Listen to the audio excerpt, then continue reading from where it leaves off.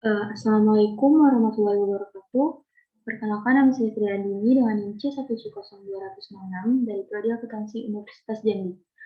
Kalau pada kesempatan kali ini, saya akan mempresentasikan materi mengenai laporan keuangan fiskal badan, di mana pokok pembahasan yang akan saya bahas yang pertama mengenai pengertian koreksi fiskal, lalu tujuan dan contoh serta jenis koreksi fiskal, yang ketiga ada pengertian rekonsiliasi fiskal, dan yang terakhir yaitu tahapan rekonsiliasi fiskal.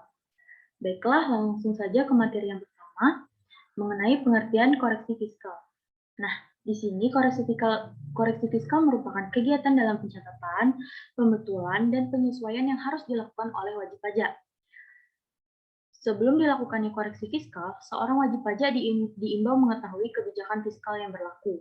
Sedangkan untuk pelaporan fiskal dapat dilakukan melalui DJP, dan koreksi fiskal ini biasanya muncul karena adanya perbedaan dalam penempatan atau pengakuan penghasilan dan biaya dalam laporan keuangan akuntansi komersial dengan akuntansi pajak.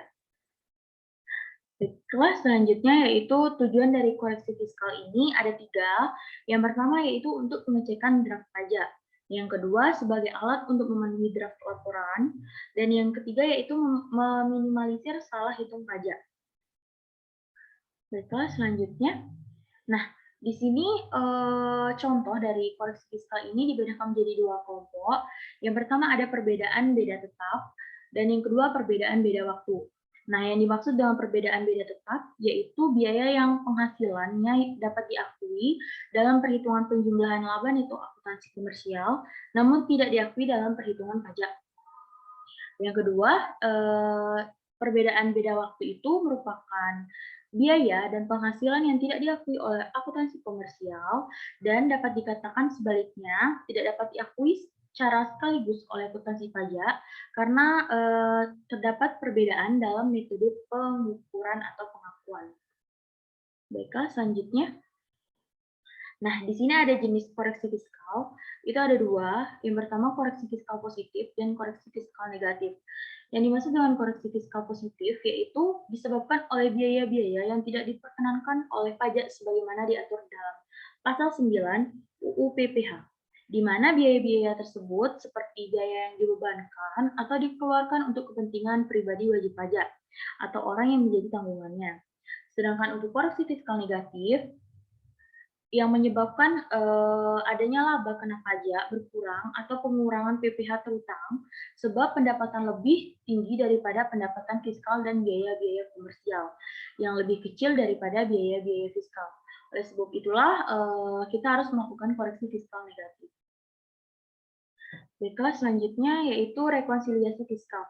Apa sih yang dimaksud dengan rekonsiliasi fiskal? Di sini rekonsiliasi atau koreksi fiskal merupakan salah satu cara untuk mencocokkan perbedaan yang ada dalam laporan keuangan komersial dengan laporan keuangan yang sudah disusun menggunakan sistem fiskal atau sistem pajak.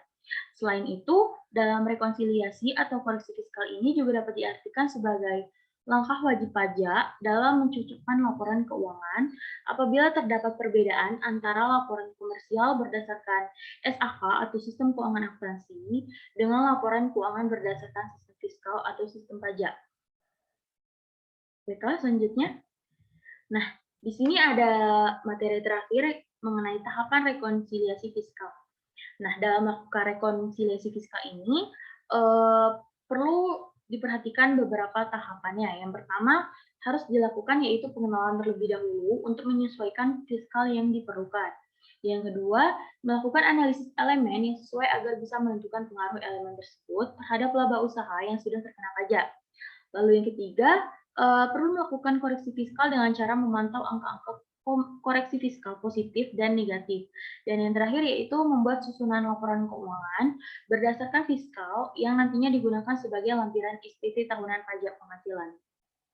Baiklah, cukup sekian materi singkat yang dapat saya sampaikan. Apabila ada kekurangan dan salah kata, saya mohon maaf. Saya akhiri dengan wassalamualaikum warahmatullahi wabarakatuh.